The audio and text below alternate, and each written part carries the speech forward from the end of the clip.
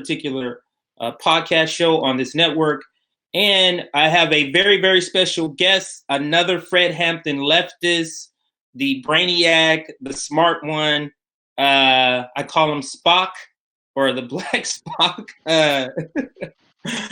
This is RJ. How you doing, RJ? I'm doing great. How are you, CJ? I'm doing good now that we're live. We had a big problem trying to get on live, but we're finally on. So for my first show, what I wanted to do was bring on some other Fred Hampton leftists to talk about some of the hotter topics right now that's happening in politics, in particular, the left's obsession with AOC.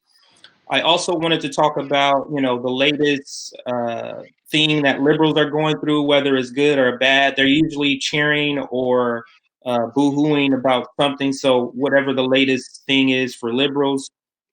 And then the last thing I wanted to cover was the lack of revolutionary discipline on the left. And it's kind of connected to the discussion we're going to have about AOC.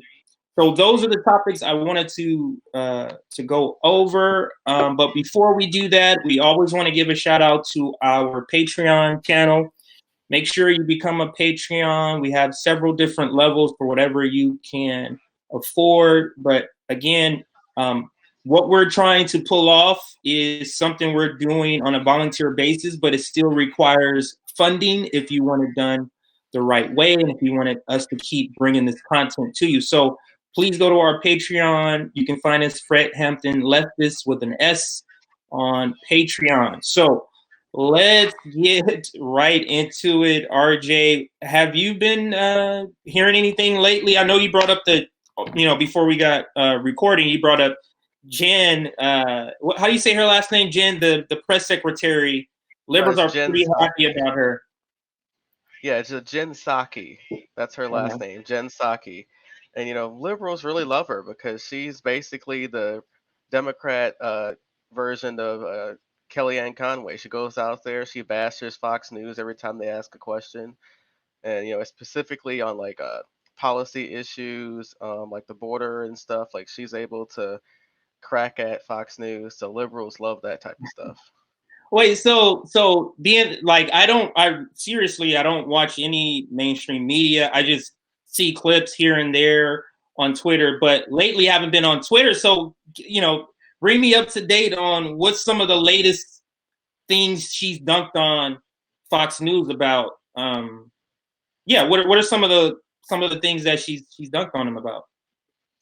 Yeah, like I've only seen it briefly because I don't know. Like I'm gonna be honest, ever since Trump left like office, I've kind of like not as been on Twitter as much. But Yeah. Jen Psaki specifically, what she does is like what did she say one time?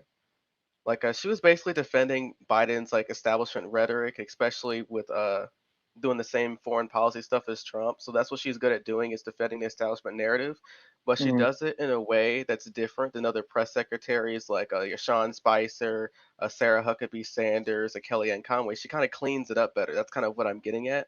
And liberals just like it because they feel, oh, it's so conservative, it's so principled. I don't turn the TV on. I don't start getting, my blood pressure doesn't rise when I go on TV. So she's so great.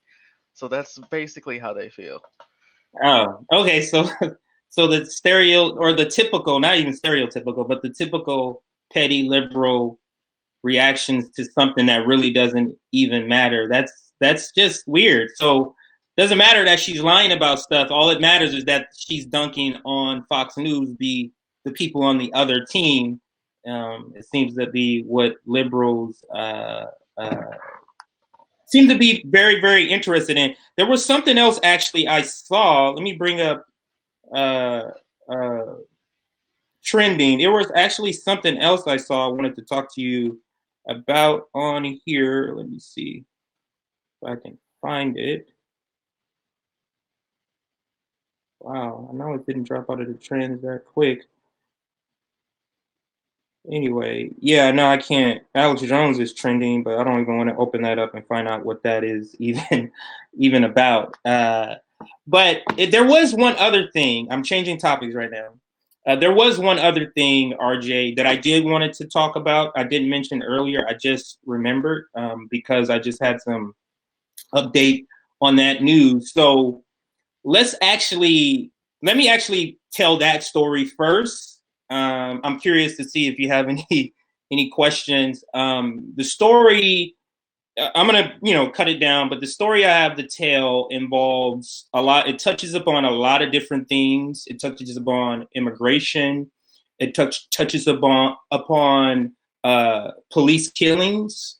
It touches upon uh, child abuse accusations. It touches upon just a lot of different, or the police state. So let me talk about that story because I had some recent vindication about it. So just briefly, this is maybe something you've never even heard of, RJ, because we fairly recently met each other in the last several months. But for those that have been, following me for Twitter for over a year, may have heard this story where I had like a stalker person kind of like just following me on mainstream media, posting things like I was a child abuser and stuff like that on just different platforms. They would create a fake account and then just post stuff and send stuff to people. And I kind of already knew who it was when it first started a little over a year ago. I kind of knew who it was, or I had a hunch on who was trying to do that. Um, so what had happened? They did that, and then Twitter people was like, "Hey, what is this accusations?" And I basically broke them down like, "This is basically bull. This person is trying to slander me." So anyway, that's the story I want to give the ending to, so that everybody kind of knows, and it's something that I'm celebrating, and that's the reason why I wanted to bring it up. Uh, so I have a son, Jay Jr. And I've been raising him on my own since he was 5 years old. This is the immigration part. So his mom, who's Guatemalan, got deported when he was very young. I believe he was like 3 or 4, and she got deported for some legal matters that she did, and then they deported her as part of her punishment. So when she left, just me and my son from the age of 4 or 5. I had him since 4 or 5. So anyway, fast forward, it's just me and him. He is now in his teens. When he was young, he told me, "Hey, I want to play basketball." So I started training him in basketball, training him, since he was little, and because of that training, he became very, very good. And so fast forward, now all of that is going to be pertinent to some of the stories. So fast forward, um, just me and him. He's in junior high. He meets his friend Jordan. They become best friends, play basketball together. I even coached the little league. They don't call it little league for basketball, but the little league, I'll call it that, little league basketball for them. Several years we coached, we won championships and all of that stuff. So now fast forward to high school. Um, High school is tough for kids. High school is tough for Black men, and high school is tough for Black men in inner cities going to high school. So I understand that for my son. So because I understand that, I'm always keeping my ears, always listening to what's going on, always trying to make sure to keep him out of trouble. So I've been training him for years, ever since he's been 6, 7 years old, and now he's 16. So for 10 years. One day I go to train him. He asked me to train him. "Hey, train me, Dad. Let's go Saturday weekend. Let's go. I want to go at 7 a.m. Okay. We get up, or I get up. He sleeps in. Tell him, "Hey, get up. Time to get dressed. You want me up? It's time to go." Anyway, he's taking a long time. I go out. I come back in. He's still not dressed. So we start verbally arguing. He decides at this point, he's, I think he was 16 or 17 at the time, 16, maybe 16 at the time. He's my height, maybe an inch taller.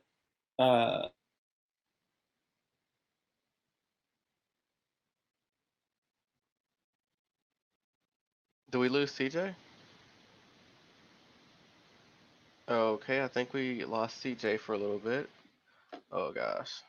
So just those for you don't know, I'm gonna wait till he gets back in situated. So um, yeah, it's nice to hear CJ's story so far. I believe it's pretty interesting. I believe it's great for any person to take up a child. It's very great. It's very honorable.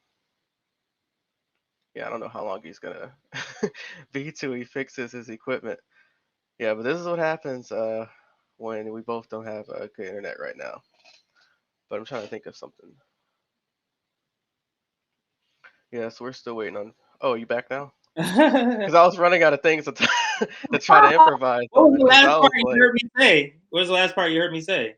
you were talking about how like your son wanted you to teach him something, and then like you just broke out, and I'm like, oh crap, because I did not prepare for that.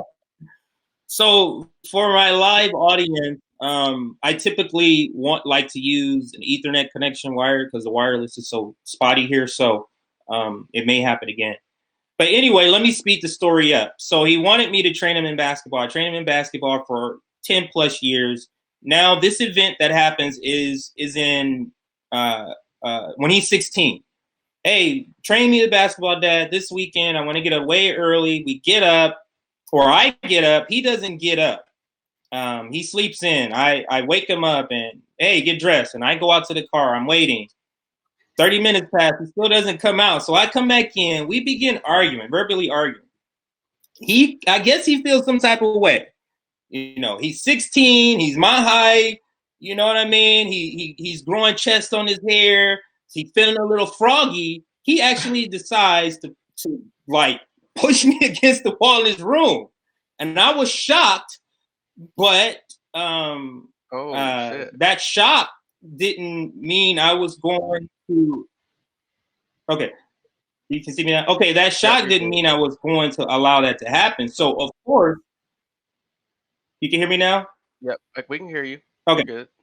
Okay, so of course, I proceeded to deliver some man training to this young man, and whooped his ass on the spot for doing that. Well, actually, that didn't.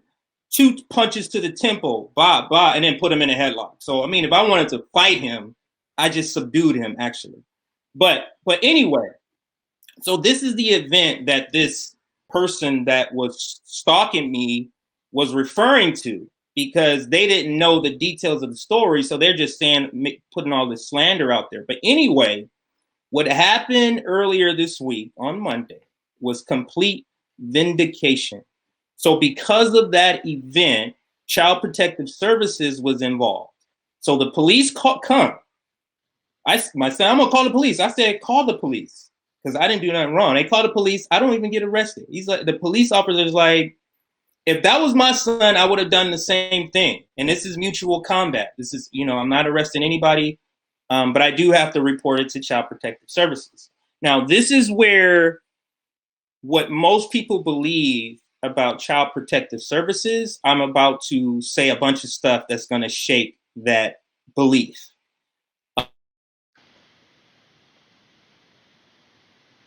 Okay, this is definitely CJ's internet. Damn. Well, you guys like those cliffhangers, don't you? I saw Sully in the comments. She said, "What a cliffhanger earlier." Well, you got us yourself another one there.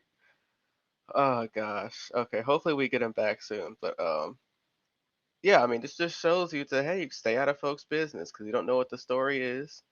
And CJ's story so far it sounds valid. It sounds at face value that based on the story that he's told that what you're told is not always what. Okay, you're back. Thank God. Yeah, maybe I should pause the story for another time because this is just not. I mean, Uh, you're fine. I think is it your internet? Because for me, I'm not coming out. I think no, it's it's completely my internet. Yeah, it's okay. completely my internet is pretty sucky. In Oh, that. we got a comment that said, "What are you using, Comcast?" No, worse Spectrum. We're Oh, not gonna worse. what is that? Yeah, Spectrum is or nationwide. They're no. Let me see who's their parent company. I'm trying to think. It's a different parent company that you would recognize, but Around here is called, in California, it's called Spectrum. It used to be called Charter Cable. I think Charter is the one who owns them. But anyway, I'm almost afraid to start the story or finish the story. I feel like the story is what's causing this to end. What was the last part that the audience Okay, the heard? last part the audience heard was you basically saying Child Protective Services came. They said, "Hey, Yeah. look, if it was my son, I would have done the same thing. He didn't arrest you." So what's after Right. that? No, the police came and said that. And then he said, hey, I still have to report to Child Protective Services. Even though he's 16, he's under 18. It's still technically under 18. All right, cool. So they come ask some questions. Now, what I'm about to do is begin to tell the story about Child Protective Services that's going to be jarring for a lot of people because people don't understand Child Protective Services is an arm of law enforcement. Like they're part of the police state. So they use the same racist tactics of pressure, of control. So they get involved. Lady comes out to the house. I talk to her, I tell her, and she kind of said, oh, yeah, you guys come down, talk to my supervisor. Let's all have a meeting down at the Child Protective place. And you can say what you want. This is where safe place, emotions. So we get there and it's yelling and screaming and stuff. This supervisor, who I'm going to refer to as Karen, because that is exactly what she ended up being, was a Karen, the same Amy Cooper type of Karen. And yeah, so she's the one who got the ball rolling on these racist allegations that I had. So her style completely threw flame on what was going on. And I told her that. I said, before you were involved, things were going fine before you got involved. Like, you are of no help whatsoever. Then magically the case gets referred to Child Protective Services when the police officer said this should not even be anything, right? So that happens. It gets sent there. You know, I'm doing the things because my wife is telling me just do it and get it over with. That's not my style. My style is always to fight. So that's what I try to do in the beginning. Oh, go to parenting classes, go do this. And I'm like, okay, I'll go do this stuff. But at the same time, what I'm doing, RJ, is telling these people to their faces about the racism that's going on. And that's what gets me in this hot water. I understand, because racists don't like being told they're racist to their face. So what I began to encounter was tactics of pressure, which is almost what they entirely do through the Child Protective Services, tactics of pressure. Yes. So what you're saying basically is a lot of things what you're going through is, regardless if you were in the wrong or in the right, a lot of the issues, even when you got the Child Protective Services, it was mostly systemic issues, systemic racism. Is that kind of what you're getting at? I'm sort of getting at that, but what I'm saying is that these should have never even happened. And it only was referred because this Karen was upset. Because during that time, we were talking about our past and our father and how we grew up. Like, me and my brother was there, my mom was there. We were talking because that's what we were doing. She was critiquing our dead father's way of parenting. And we were just shocked. We were like, what the hell's going on? But that's just how the ball got rolling. And then, I told her this stuff. I told her that stuff. And from that point on, the judge, supervisor, they would change supervisors, they would change social workers, they would change investigators. And I would tell each one every time, they're changing you because I'm a handful, because I understand it's the police state. I went into all this spiel. This is a police state. I understand that you're trying to break up this Black family because I haven't done anything. So not only do they do that with my son who's 16, they involve my daughters who weren't even involved, weren't even in the house, weren't even in the room at all. They involved them into the case. And then when I'm done with my son, he turns 18, that means the case is over. Now I'm dealing with these same people with my daughters, and there's nothing even done. to my daughter. So anyway, I'm fighting this for 2 years with people telling me, just bow down, just do what they say. And I'm like, no, no, no, this is wrong. This is racist. I shouldn't be here. Everybody they referred me to, they said, go to this place and get parenting classes. I tell the parenting classes, I give them all the court stuff. They say Child Protective Services is doing you wrong. They say, oh, we're going to refer this case to Long Beach prosecutor's office. They refer it to Long Beach prosecutor's office. I go down there. The Long Beach prosecutor's office says, what is this crap? This should not be here. Whatever they want you to do, do it, and charges are dropped. Like everybody else, but this one place, because of this racist lady, is trying to inflict this pain on this black family and tear this black family apart. And it was trying times. But anyway, this past Monday, everything dropped. Termination of their thing over me. Because and everything. They were just like, yeah, this is too much, because the judge is like, Child Protective Services, the kid's lawyer, the wife's lawyer, his lawyer, he went to counseling. Why are you guys still trying to do this to him? What is still happening? Oh, we just believe this. And they just kept on it. And the judge just said, no, this is it. He's going back, custody's back to the father. You know, everything is dropped. And it was just a vindication. So that is something I wanted to bring up. And the part about the police killings that I wanted to bring up, and it's the last part about the story, is that the incident that happened with my son,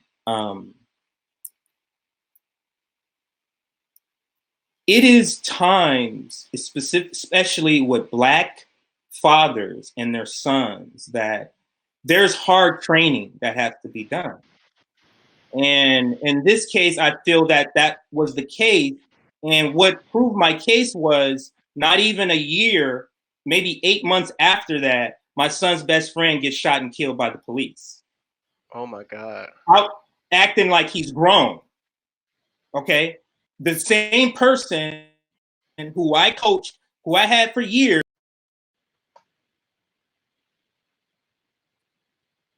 Okay, yeah, you're back. That was quicker this time. Yeah, shot and killed. So that solidified in my mind that the incident with my son, yeah, it made us estranged, but I'd rather him be estranged and alive than dead out there trying to act like an adult. And the incident that we had, I feel like it brought him back down to like, hey, you might be 16, you might be your dad's height, you might be all these things, you're not a man yet. So stop that behavior.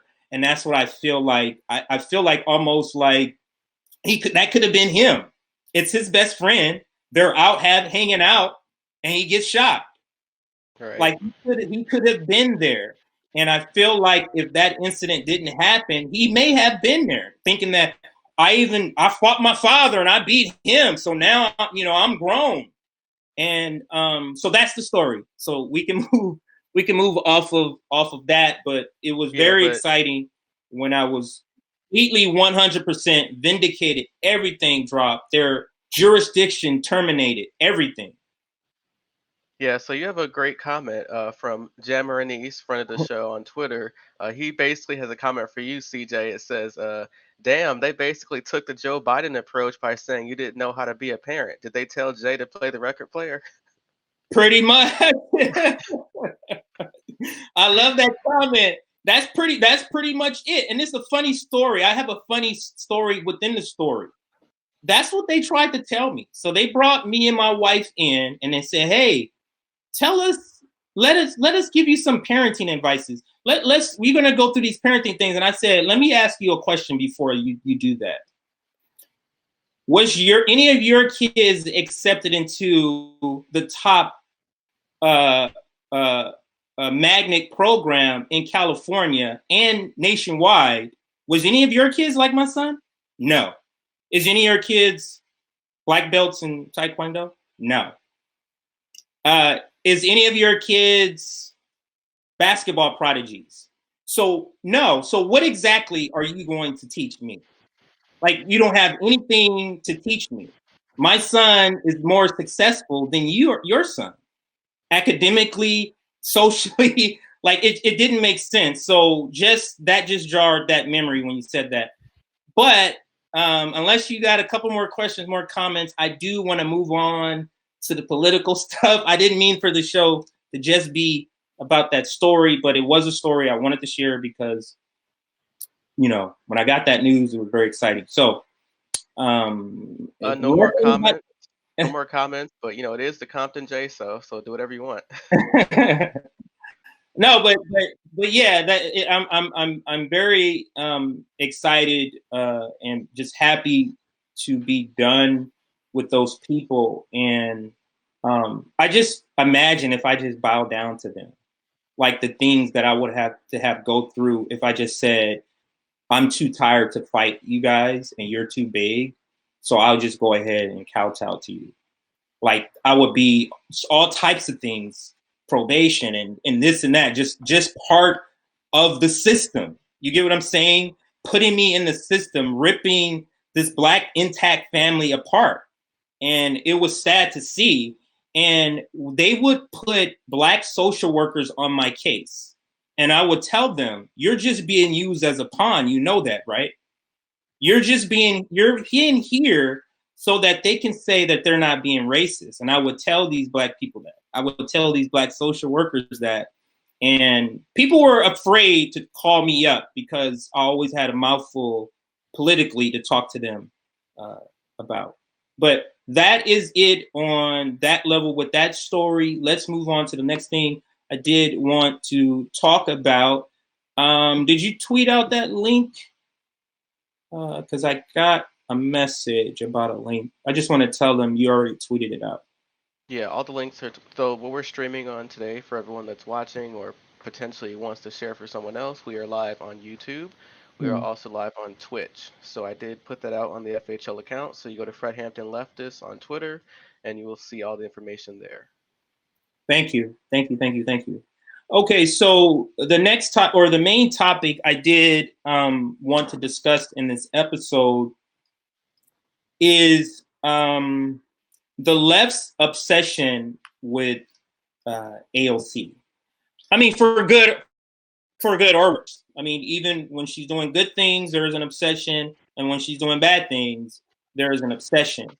And for me, it's just so I don't understand the obsession because she actually hasn't accomplished anything, which leads me to believe that the obsession is manufactured.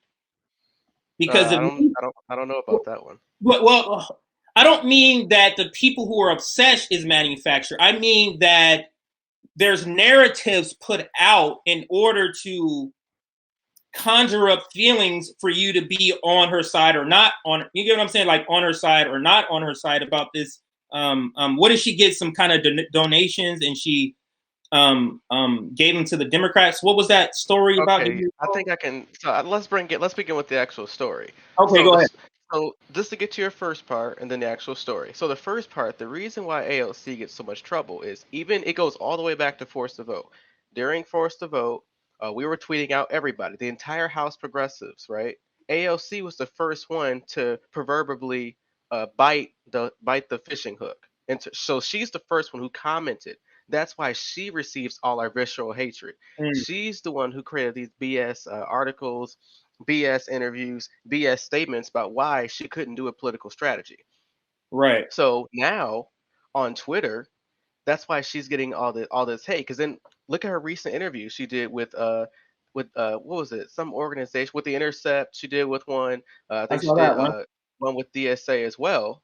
So she act like we're not going to figure that type of stuff out, right? And then to your what was your second question? I can answer that real quick. The second question is, I forget what the question was, but the point that I'm trying to make is why, like, being the fact that AOC hasn't actually accomplished anything, I believe that there's just narratives put out there in order for people to pick sides. And for example, this latest thing is what I was talking about.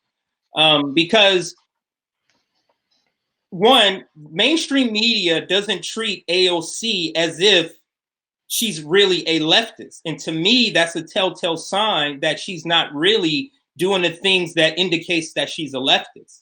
There isn't the same sort of vitriol from mainstream media about AOC that there was about Bernie Sanders, for example, in 2016.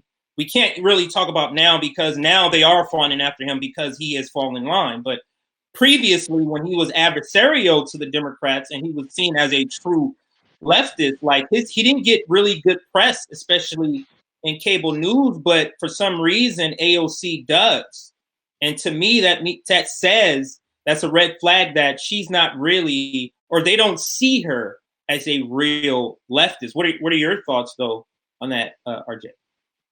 Um, I can't necessarily, comment on whether what type of ideology she has. All I know is that she's for the progressive policy. What people are saying and some of her biggest detractors are saying is, okay, advocating for policies is great. You're a congressperson. What type of strategies?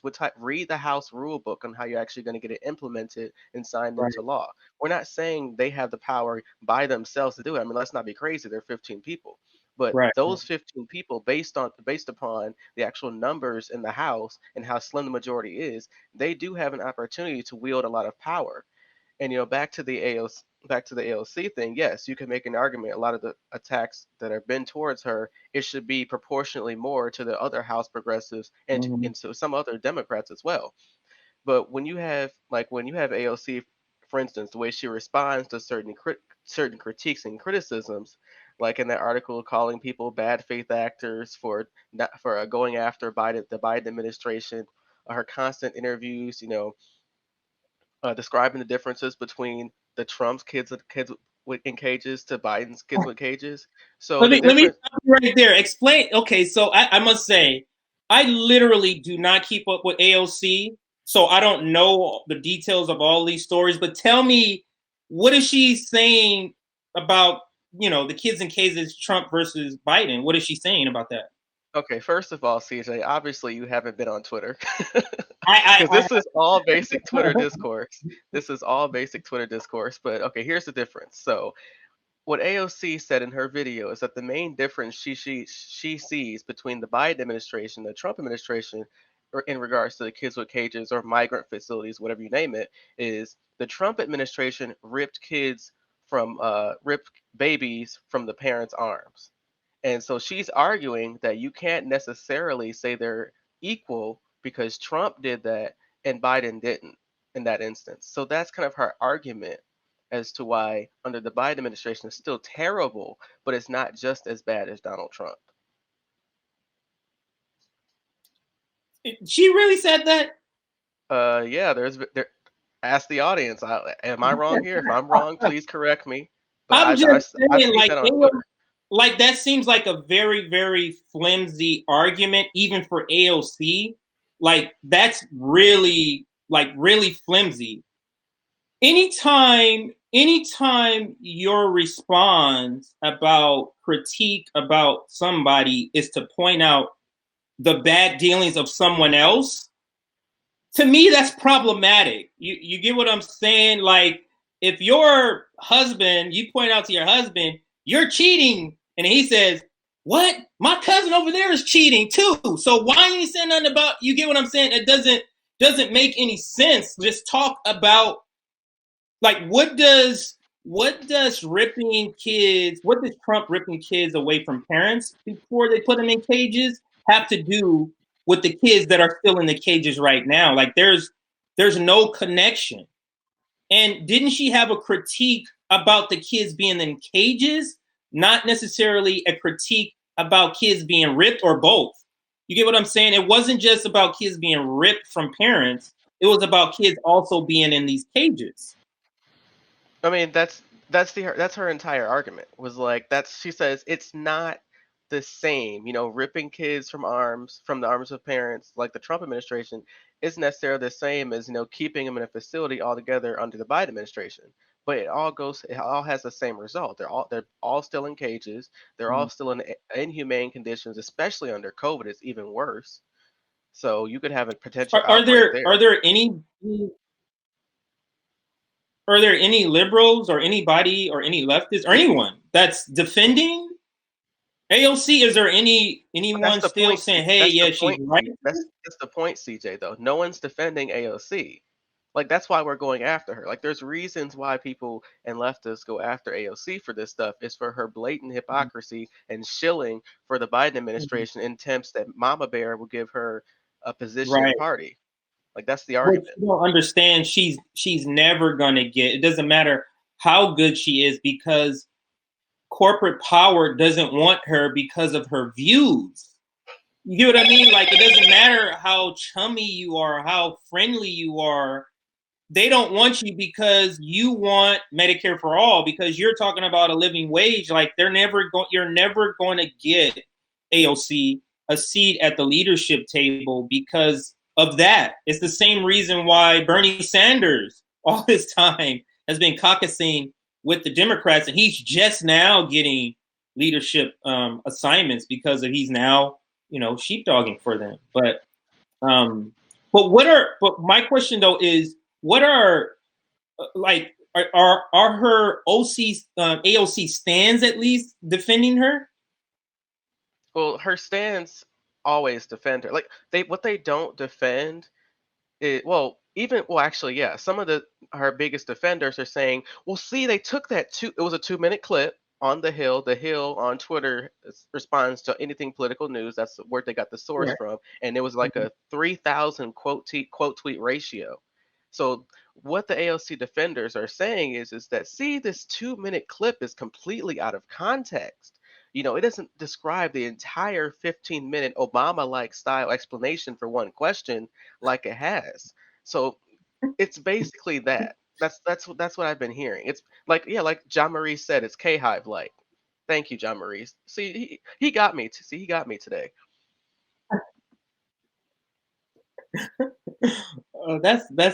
That's so funny. So there's her comments about the kids in cages, and then what are some of her other controversies that were she's kind of being rolled over the coals about, or is that the only thing Well, that they're talking about? the other thing too is the big one. Well, there's two big ones. Like some people, they may or not be forced to vote. Okay, that was the first one. But the problem is that she gave us a bullshit speech about how well if we do this, there's no thought about what step two is. Like we can potentially get a $15 minimum wage under the Biden administration. That was like months ago. FYI.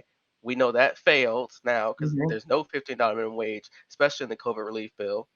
And of course, the Senate parliamentarian, which is Jesus Christ in the Senate, has said we couldn't have it. So there's that. And According then to them. the second part about the reason why AOC is in trouble is because she did an interview. I don't know. Keep forgetting the source she did it from.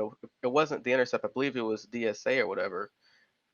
Yeah, Anyway, the yeah, I point did is hear that she something did it. about that. Yeah, I did hear So the about it interview yesterday. she did, she basically said that okay, like some of the people who are criticizing the Biden administration are bad faith actors. And that part is what literally ticked everybody off because the whole point of having AOC and some of the and by the way, this is similar to all the House progressives, but AOC, she always bites the bullet, so she receives all the hatred. It's like the same thing with Kirsten Sinema. Seven other conservative Democrats voted against the $15 minimum wage, but she was the one got caught doing this on the Senate Right. floor. So that's why she received the hatred online. It's the same scenario. So any of those AOC defenders or those who are on the sidelines that don't know what's going on, that's the reason why. And AOC, I don't know. She's kind of just like Nancy Pelosi. She could be very passive aggressive at times. Like Nancy Pelosi tells you how she truly feels vis-a-vis interview. It's the same interview that Nancy Pelosi had prior to the election house saying, "Oh, I'm not going to pass the COVID relief bill because I don't want to give Trump a victory. And I don't want Trump's name on the bill. It ain't going to happen." It's the same tactic with AOC. She does the exact same thing. She does a bullshit, nicely worded letter on Twitter about how we can't have shit. Or when that doesn't work and we see through her bullshit, she goes to other proxy media sources that'll give her nicey interviews, and then she'll talk shit about us and make us feel like we're the bad ones. So that's kind of what's going on. Do you think we're witnessing AOC dumping the left and embracing liberals? Is that what we're witnessing? Are we witnessing her transition? I don't see. Here's no. I don't think of that at all. I think this is the route that AOC is taking. What the route AOC is taking is she's trying to take the route Bernie is doing, but here's the reason why. So one congressperson can't really, and especially in the House, they really can't, bring a bill to the, well, they can bring a bill to the floor, but it doesn't have enough mustard on it. So, like, for instance, let me give you a scenario just so it's not confusing. Bernie Sanders, he's been in the Senate for a pretty long time. He's a known progressive. He's the budget chairman, right? So he Mhm. was the one who can, by himself, force a vote on the Senate floor for a $15 minimum wage. So what House progressives are thinking is, if I move up the ladder in terms of leadership, for the chairman committees, I could potentially have that power that Bernie has, and I can get something done. But they're thinking that if I play nice with the establishment, do my part, theoretically, and especially now when it just found out that AOC was donating money to corporate Democrats just so that the Democrats won't lose the House, then that's kind of like the scenario that's going on. Well, do we know how much money she donated? I believe it was what, 120,000 total. And what it has 160, my fault. has she said anything about? Has she said anything about explanation about that? Well, all I know is that the corporate Democrats, it was anonymous actually. So she sent, according to an article, it was sent anonymously. And once the Mm. corporate Democrats found out it was from AOC, they're like, "Oh fuck, we cannot take this money," because they feel that they will get, it's political suicide because the right wingers would paint them as AOC radical leftists, and they would feel they would lose their seat. So they sent out an article about how, oh, we're gonna send this money back to AOC. So that's kind of Democrats sent wait, fellow Democrats sent money back because they didn't want to accept money from another Democrat. yes. I'm surprised you don't know about The this because I'm trying to explain everything. I thought you would know about this. This is I basic know, I Twitter. know. This is basic I Twitter know. discourse. That's the thing. That's the thing, RJ. Sometimes I get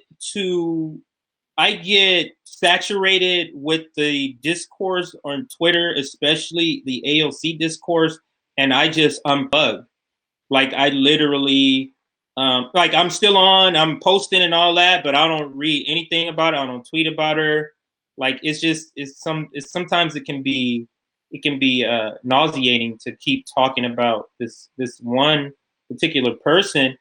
And what I have to say about this particular strategy is, or the first thing I have to say, in the same way that Democratic Party view punching down on leftists makes them look good to liberals and suburban moms and Republicans, do you think punching like AOC punching down and calling leftists bad faked actors?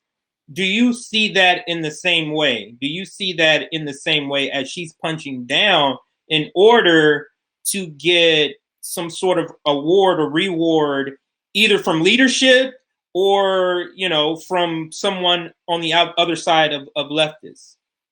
I think it's what you said about how it's targeted to like a specific part of the left. Like I don't think it's painted entirely. Hmm. Like it's that targeted attack is basically for like some part of the left, like especially the forced to vote left. I hate bringing it up, but like I think that's what it's kind of targeted to. Like they're the ones like So they're the really left just the left with guts. So it's more targeted to the more outspoken, the left with guts. It sounds like to me, to me, there you can't be a bad actor when you're talking about bad people. Like that's not possible. Like there's no such thing as a bad fake actor if you're talking about the devil, if you believe in the devil, or you know what I mean. But you get the point that I'm making. That's not a You can't be a bad fake actor about Joe Biden because he locked up hundreds of thousands of people of color, mass incarceration. Like he's is nothing about him that's good. So there's nothing a person who you would call a bad faith actor would say that's inaccurate in my opinion. So I mean, that's what I think about it. Yeah, just to add, we have a couple of comments here, Sure. just for context issues. So it's not just that you can't critique Biden. It's also in the article it said that those who are arguing that nothing progressive will come out of the Biden administration, that's why AOC attacked them. So just for contextual purposes, I wanted to say that. Repeat that. It kind of glitched out when you said the last few words. Yes. So we have a comment here. It says the bad faith comment was when talking about nothing progressive was going to come from the Biden administration, not if you can critique the Biden administration. That's kind of what we have a comment. Oh, That says. okay. So it does bring clarity. It doesn't change. It it doesn't change anything I said. Nothing is progressive going to come out of this administration because you can't. And so let me explain a little bit further. So nothing you can do half-ass. You can't half-ass do progressiveness. You can't half-ass do. You get what I'm saying? So, for example, if it takes $15 billion to implement the Green New Deal, you can't give me two and then say I'm progressive. You get what I'm saying? Like, no, that's not progressive. That's an incremental step, but that's not being progressive. So, in my opinion, that's the reason why the comment is still accurate, even if the context is Joe Biden is not going to do anything progressive. I guess it would all depends what you define as progressive, because canceling $10,000 of student loan debt is not progressive to me. Canceling all student loan debt is progressive to me. Go ahead, RJ, before I interrupt. Yeah, what I was going to say is that I generally do believe that the squad and especially House progressives are still with us in policy. Like there's no debate. Like I haven't seen any evidence of them having a private plan that's not progressive. I guess the issue is that the establishment themselves, they kind of believe now, and they're certainly taking advantage of that. If whatever we do, if as long as it's slightly better than Trump, then it's deemed progressive. But at the same time, we do want House progressives to be a little bit more aggressive to actually change that. Like, for instance, when Bernie was doing an interview, I think it was with Mendy Hassan's show on MSNBC. Like, Mendy Hassan asked, Bernie, Joe Manchin, conservative Democrat, it seems like he could stand up for whatever the fuck he wants and push Biden any other way. But he said, you also have that same power as a United States Senator. So how come you can't do the same strategies as Joe Manchin? And during that time, Bernie, he kind of just did the DNC talking point about how it's the most progressive we've seen in like years and years, and gave the same speech every other Democrat would give. So one of the concerns to me is that like House progressives, they look up to Bernie because most people don't know that Bernie is still the only senator in the House in the I believe the Congressional Progressive Caucus. So he's the leader. So, and by the way, the establishment themselves put out a Politico article saying, "Hey, if we got Bernie, all the other House progressives, they're going to fall right in line." Right, and that's what I wanted to say also about AOC. It's like you can't cheat like what Bernie did about sheepdogging for the Biden administration when he was asked the question. Like, it's important that the giants of the progressive movement, it's important what they do, because a certain segment of progressives, leftists, are going to follow what they do no matter what, because a certain segment of people are just sheep. Like, they prefer to follow, they prefer to receive instructions and just do it that way. This is the reason why it is important for AOC and Bernie Sanders to speak out on these things and not just kind of go along with it, because you're funneling leftists to the Democratic Party by doing that. You're making the Democratic Party palatable by not calling them out on the cages, for example. Like you saying that, oh, the difference is one was snatched and one was not. Now you just gave an out for liberals to say, oh no, that's different. Now that's different. No, Joe Biden's caged kids are different, and they're better and nicer than Trump's caged kids. Like, progressive giants like AOC. There's no one bigger than AOC and Bernie. They have to be conscious that that's what they're doing. I don't believe they don't think that that's what they're doing. Where you're Yeah. I mean, yeah, I agree with you. I mean, that's all. That's really all I have to say is I agree. Yeah, for sure, for sure. So let's any other lingering questions or comments on this particular topic here? We have a couple comments like this. Sure. Yes, I agree that Jayapal is the progressive caucus leader. I do know that, so thank you for that. I guess we have a question is I guess what did she get out of Pelosi for the chair vote? And that's what everyone's kind of asking, because I think even a couple of squad members kind of hinted that, hey, there could potentially be some things we can get out of Nancy Pelosi if we vote for her. One of the things was the $15 minimum wage, but we all know that Joe Biden said he was for it. But as of right now, it doesn't seem like we're going to get it. Things could change. I just want to say that. So, but that was kind of the question: is what do you believe House progressives gotten for voting for Nancy Pelosi? Because I don't know. Nothing. They didn't get anything. It's all about perspective. I'm sure they would describe something in a whole lot of word salad, a whole lot of mumbo jumbo, but afterwards I would go, that's not anything that I would even value. So, but there is a rumor of a rumor that I heard that one of the things they got was the House is going to vote on so the Green New Deal, we all look at the Green New Deal as one piece of legislation, when originally the Green New Deal is several different pieces of legislation attacking different parts of the climate crisis. So what I heard a rumor of a rumor is they're supposedly going to get votes or be able to, if they're going to bring it to the House floor, to vote on some of the individual pieces of what makes up the Green New Deal. That's what I heard about 2 months ago.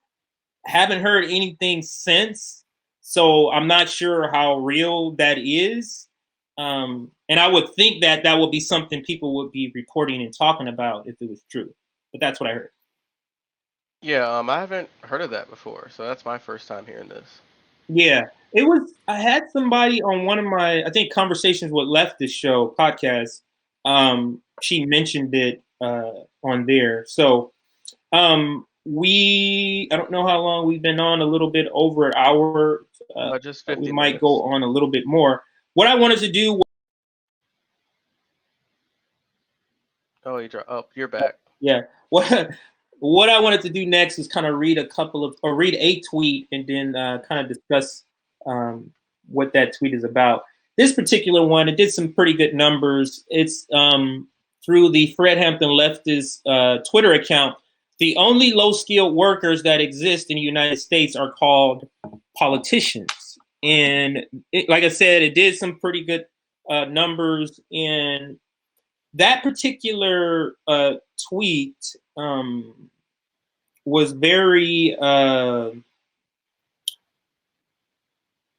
it was very true, because when you think about it, there is no skill to being a politician other than the ability to lie and make up stuff. There is no other skill to being the politicians that we have. I'm not going to say to being any politician, but to be into the politicians that we have. And I think that tweet kind of points out, or is kind of illustrating, that there is no such thing as a low-skilled worker. There's no such thing as a low-skilled worker, in my opinion.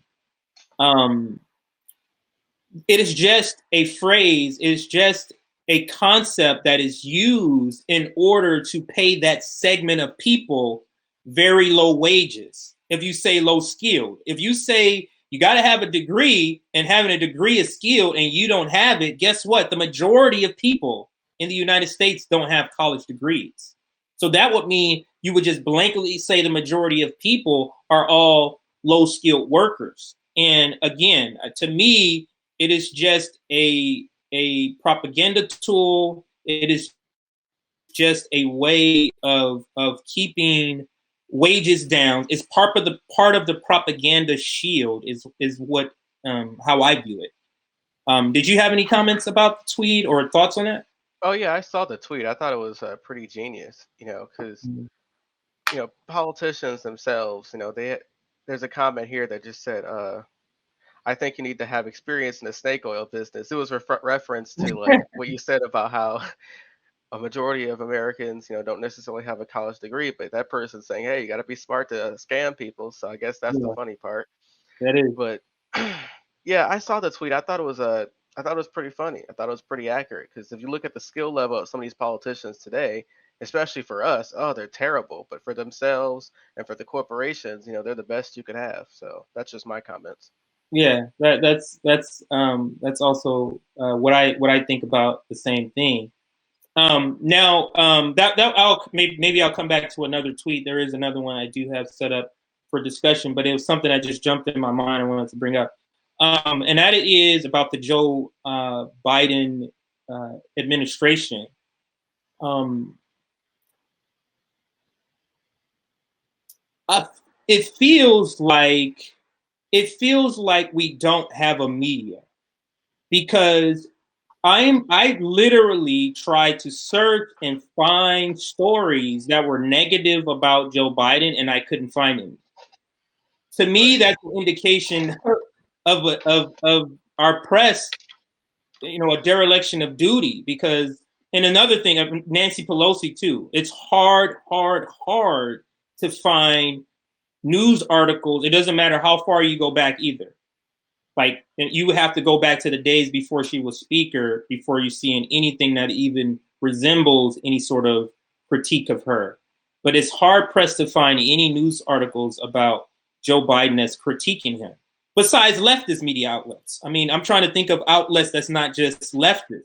Besides leftist media, Black Agenda Report I read almost every day. So, besides those leftist outlets, no one else is covering these stories. Is similar to what happened to Tara Reid. It was like she had this allegation, and there was a whole slew of liberals that had zero idea, ever even heard of the story. And it had been out for like several weeks because they didn't bring it up, on CNN and MSNBC. But what are your thoughts on that, RJ? Well, my thoughts are is that the only time you see criticism of establishment Democrats is if you turn on Fox News or if it's us. So in the establishment's eyes, especially since everything's so tilted to the right, it kind of at one point it makes us leftists look like the crazy ones, and it Right. vindicates the establishment Democrats because people see Fox News, they relate it to Trump, and they relate everything that he says in that media line. So then they assume that the establishment Democrats, what they're doing is right. Mm. So there's a reason why they don't I comment because it's like what I Biden how see he ran his that campaign. there's really no. I'm not gonna say that. That makes what we're doing here a lot more important work, because there's simply no other way of combating this propaganda, this information, this disinformation that's coming out, without providing facts, without providing the truth. So my question to you, this is kind of about Fred Hampton leftists, is do you believe that the Fred Hampton leftists um, will have real reach in reaching people to change minds and hearts and educating people? Do you believe that, or what type of reach? I'm not going to say do you believe, but what type of reach do you hope we have? Uh, Me personally, my political belief is that you reach people where they are, and especially as leftists, we reach people where they are and then pull them to the left. While at the same time, in terms of engaging audience and expanding our outreach, we should be versed in different types of topics. Like pretty soon we cover Mhm. criminal justice, we've covered policing. I make sure to watch Nick and Jackie's episode. I think it was yesterday with Graham Yeah, Elwood. They talked about the I fascist hear it. police state, so tune into that. Especially my interview with my friend Renee. I did that last Thursday. It's That was basically another we talked thing. about the struggles of MVP and Black voter outreach. So our goal is to try to get as much different scenarios as we can, interview as much different people about different topics, just to provide you with as much information as we can. We also do want to entertain you because, I mean, let's be real. If you're not having fun, you're not feeling like this is fun and you don't like it, then you're probably not going to watch. So we do want to make sure that we have great content for you. Absolutely. Absolutely. I do believe our reach can be pretty broad, especially if we have open arms. So, one thing about a leftist movement that kind of doesn't align with me, and that is outreach to people who disagree with me. I don't mean propagandize people. I mean, like, I can have a conversation with somebody who doesn't believe the same thing that I believe. And in order to get more leftists, more people in our movement, we have to convert more people.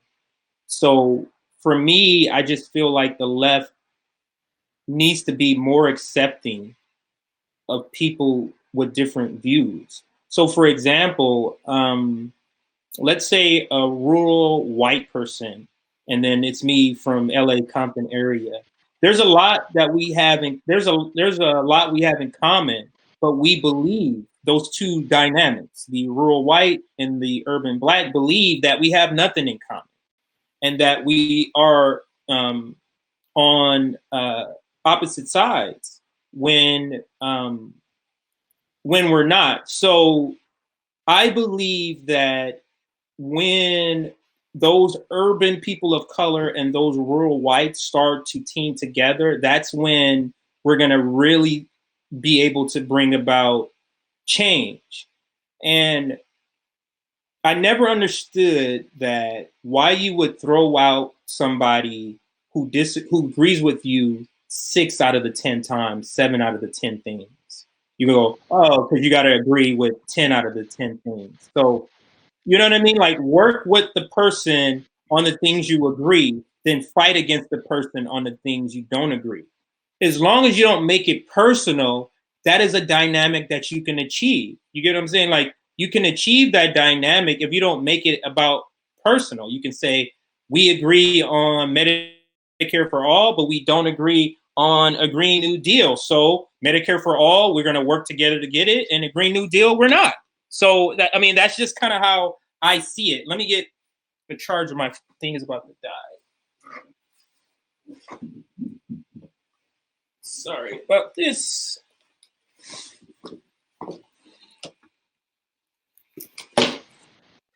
All right. Yeah, I mean, just to add on to what you're saying, yeah, I mean, I agree with what you're saying. Like the first time, like I ever found people I agree with was with you and Nick and Jackie and all the co-hosts of the Fred Hampton Leftists. I mean, most times when I talk about politics, like I don't talk to anyone I agree with. Mhm. Like it's mostly my family who are mostly liberals and conservatives. A lot of my friends, I do have friends who are Trump supporters. I didn't know about that until after we were How do those friends. conversations go, RJ? How do the ones go with your liberal family, and how do the ones go with your Trump supporter friends? Well, with some of my liberal friends and liberal family, really, it's interesting, because they agree with the end result, but they don't necessarily agree with how you start, you know, and it's specifically liberals in terms of Mm. how they look at Democrats. Like, it's like, okay, well, the liberals think, oh, well, this is the only chance we have. They still love Obama, they still love Kamala Harris, so it's difficult to have those conversations about who they truly are, right? Mm. And with some of my conservative uh, family members, it's like, okay, like I understand how you grew up, but like it's not the 80s, it's not the 70s, like Mm. things are changing. Like you have to not only look at personal background, but you also look at economical background in the time period in which you were young comparative to a person who is now my age who is young. Like circumstances changes, policies change, the economy changes. So those Mm. are the type of conversation I have. Well, with Trump people, it's pretty interesting. I can kind of tell, and also I have some friends who told me they were Trump supporters. Like they agree, they're against the establishment, but the problem is their biggest flaw is they still support Trump, saying that they're anti-establishment, but Trump was the biggest establishment. That's the one thing that they can't wrap their minds Mm. around, which I tell them all the time. but they also agree with too. Hey, I want health care. Hey, I want a better job. Mm. But they believe, which you could make the argument that they're not necessarily wrong, is that they believe that the federal government doesn't necessarily work, but their big flaw is that they believe private enterprises are better, which to me is like, look, you're missing the big picture here. It's not one or the other, it's both of them working Right, together. So when I right. have these conversations, I'm like, yeah, I agree with you, there's problems with government in general. But look at how private enterprise and the public sector work with each other to crush you, the little guy. Right. So those three different scenarios I had are three different conversations. And I recommend talking with people you don't necessarily agree with because it not only sharpens your talking points, but it expands your view and it helps you dive deeper into what you're talking about. So that's basically what I've been going through. That is a great point. I have a similar situation. My entire family, except for my wife, are all liberals. Me and my wife used to be liberals, but we woke up at the same time. We all Um, were.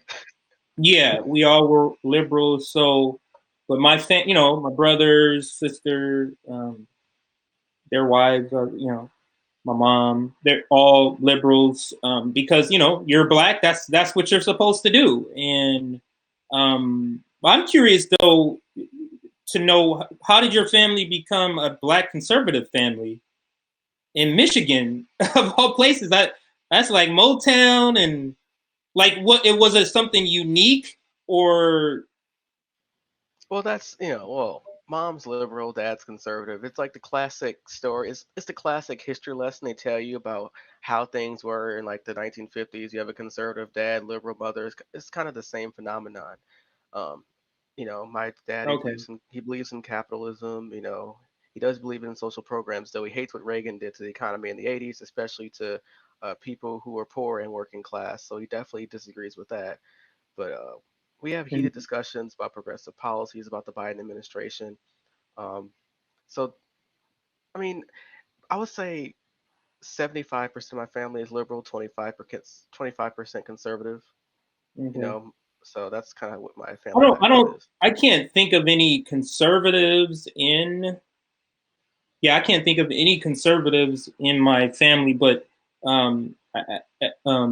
absolutely liberals. And I just pretty much, I don't have the conversations. Not with my siblings. I don't have it's hard for me to know where to start with someone who's being fed propaganda. Like, there's so many areas to start from, and it's hard to pick which one that's going to reach that person. So Well, here's that's the what tip. I find hard. Go ahead. So here's the tip. So this is what I usually do. So you have them do all the talking first. The first 5 minutes, just hear them out. You're gonna want to shoot yourself. You're gonna want to punch yourself in the face, but do it. Hear them out. Then find that one little thing you agree with.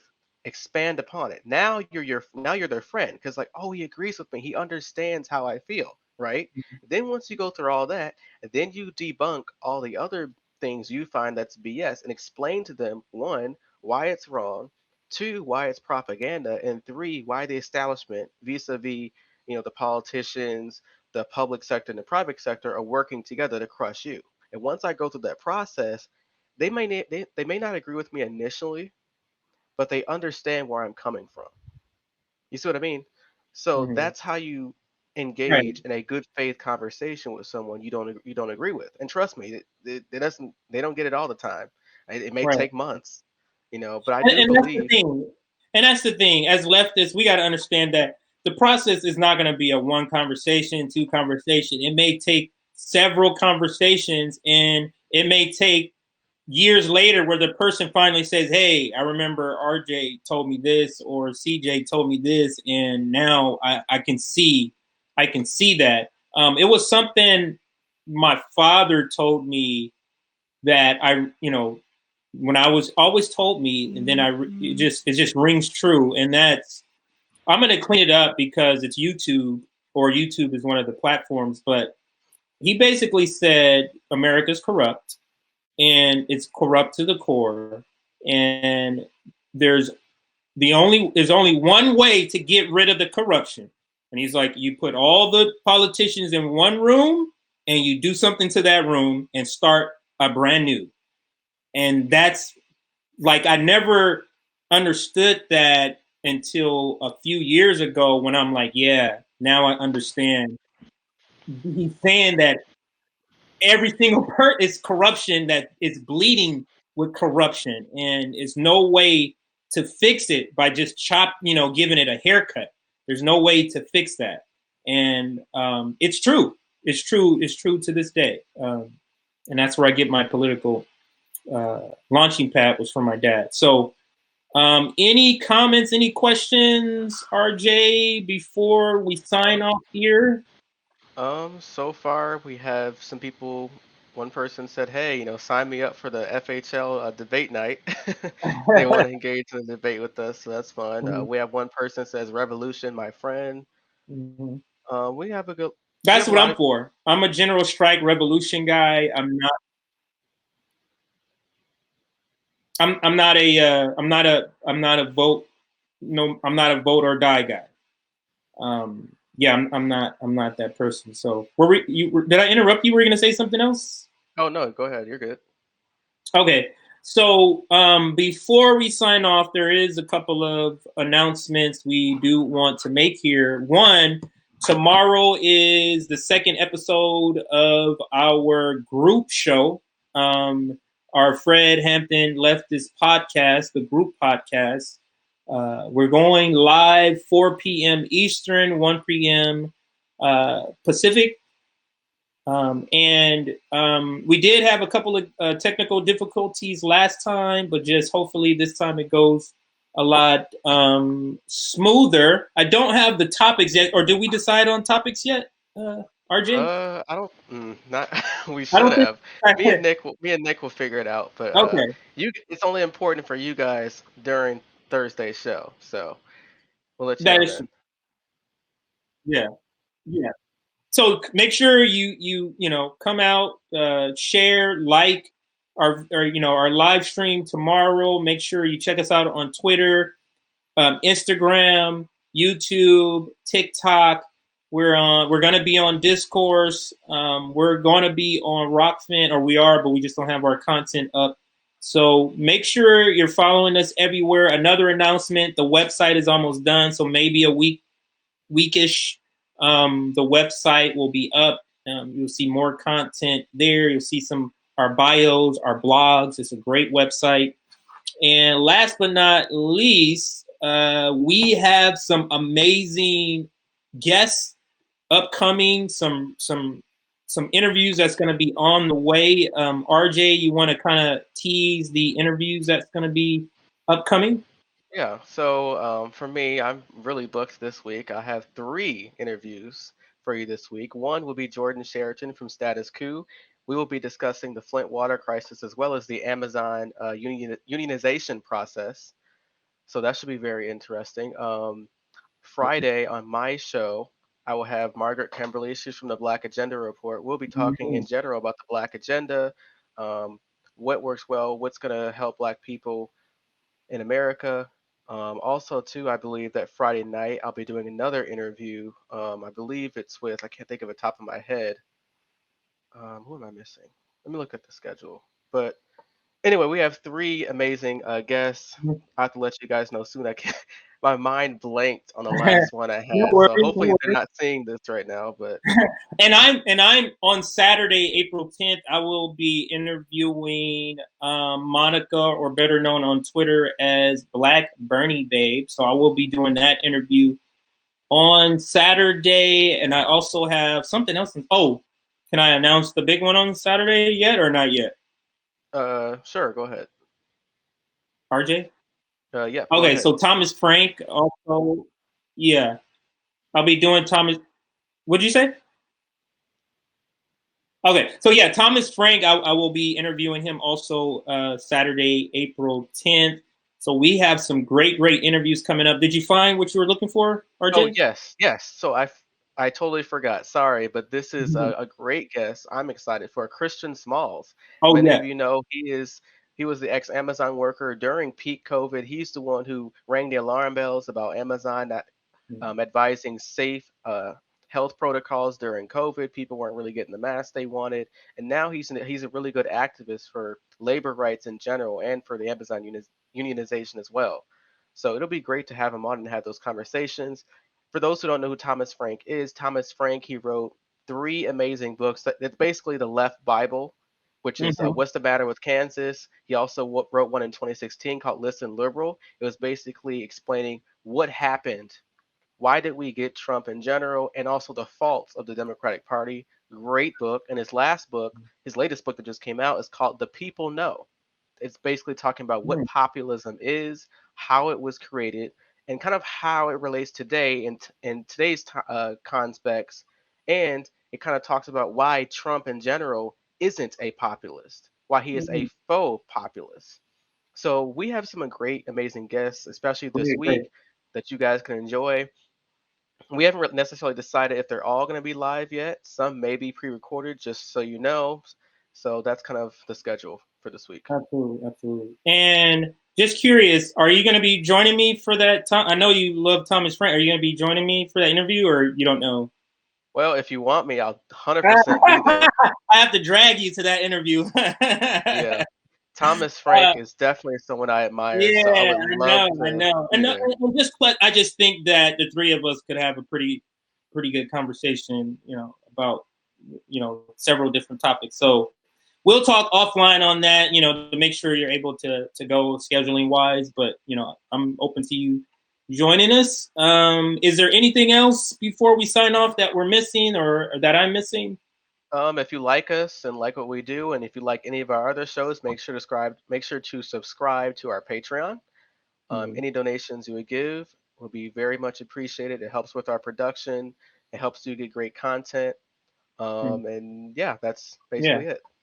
And we eventually or it's my in my opinion my goal to kind of do that groundwork, and that takes funding, sort of like what Rome does, just on a larger scale. So yes, make sure you support us on Patreon. Now, we have come to the end of the first episode of the Compton Jay Show. I want to thank my very special guest, RJ, for joining me, my fellow Fred Hampton leftist. Thank you, RJ. Oh, no problem. Glad to be here. So, don't know what I'm doing next week. I don't know if I'm going to be here live or a recorded show, but make sure you join us tomorrow. We're going to sign off now. So, see you next time. Thank you, everyone.